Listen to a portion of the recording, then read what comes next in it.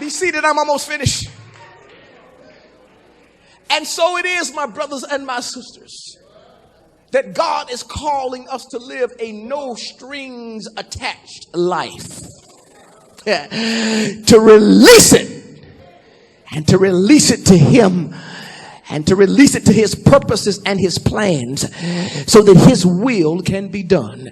Well, now let's dive into the text, because in the text we find out that Jacob, who is the father of 12 boys, looks as if he has lost 2 and he's about to lose 1. And the text says, somebody ought to shout, the text says that unbeknownst to him, his lost son Joseph has been positioned in the kingdom of Egypt for the purpose of remedying the problem, which is a famine in the land. Joseph knows that his brothers are his brothers, but his brothers don't know that Joseph is their brother. Oh, if I had time to preach this, I would help you to understand that there's some stuff that God is hiding from you, that there is some stuff that God is keeping concealed from you, to cause you to walk and to live a life of faith. Oh God, if you can't figure it out, just follow God. If you ain't got the answers, just trust God.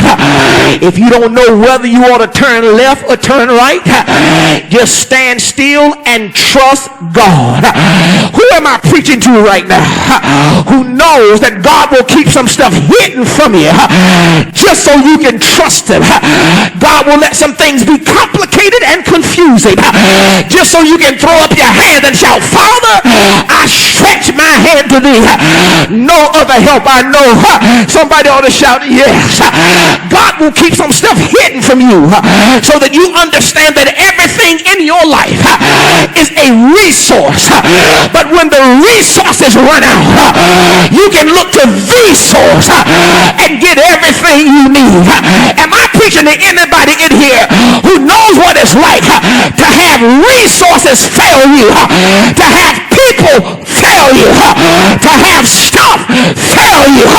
But when you look to God, everything that you miss, he supplies it. Somebody ought to shout, yes, God. And so now, Jacob, at the behest of his son Judah, he releases gifts. Somebody ought to shout gifts.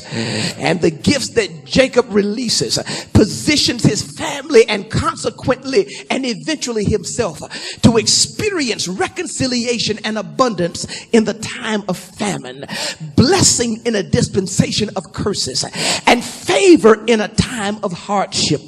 Somebody ought to shout, yes, Lord. You would have to have been here last week to really be on the same page, because when he releases Benjamin, the text says he also released a whole lot of other stuff. Isn't it amazing that when you finally get what this fact, when you finally understand that God wants to bless you if you release something, you will be willing to release everything. Y'all miss what I said. I said, if you ever wake up to the fact and ever embrace the fact that in order to live the blessed life and in order for your family to live in a blessed plane, you will not just be willing to release something, you'll be willing to release everything. God, you want that too? You want that? You want them too? You want the other thing too? Before you know it, you'll be standing there naked before God, which is where he wants you anyhow. You ought to touch your neighbor, say, neighbor, I've learned that once you understand that releasing gets you in a place of blessing, you'll be willing to give anything up.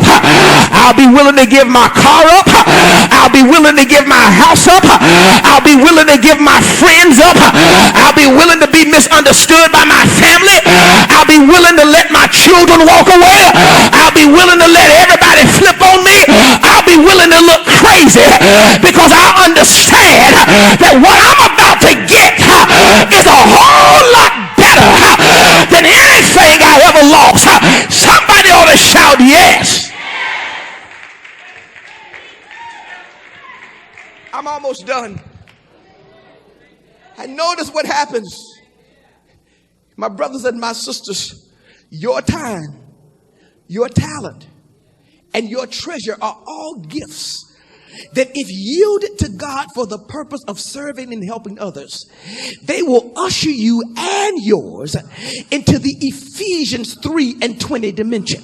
You remember what Ephesians 3:20 says, that God is able to do exceedingly, abundantly, above all that you could ever ask or think, according to the power that's working in you.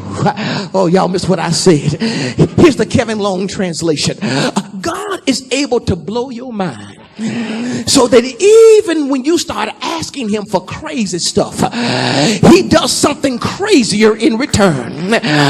God is such a big God that he's able to meet your expectations and super exceed your expectations. God is such a big God that if he tells you to walk off the job, he won't just give you another job. He'll give you your own business. I don't preach whether you don't want me to or not. God is such a big God that if he takes everything away from you, he'll give you more than you've ever had. God is such a big God that if you will trust him to heal your body, he'll deliver your mind and your spirit too. God is such a big God that whatever you give up for his sake and for the sake of the kingdom, you'll spend a lifetime, and your children and your children's children will spend a lifetime trying to spend it all. Touch your neighbor, say, neighbor, if the preacher don't preach no more, I just got my word. Whatever God asks me to release, whatever God asks me to give up, whatever God asks me to detach from, I'm willing, because I understand that what's coming for me is better than what's been. I think you need to prophesy to 3 people and tell them, neighbor, what's coming for you is a whole lot better than what's been. What you're about to get is better than what you've ever had. What you're about to receive is better than what you release.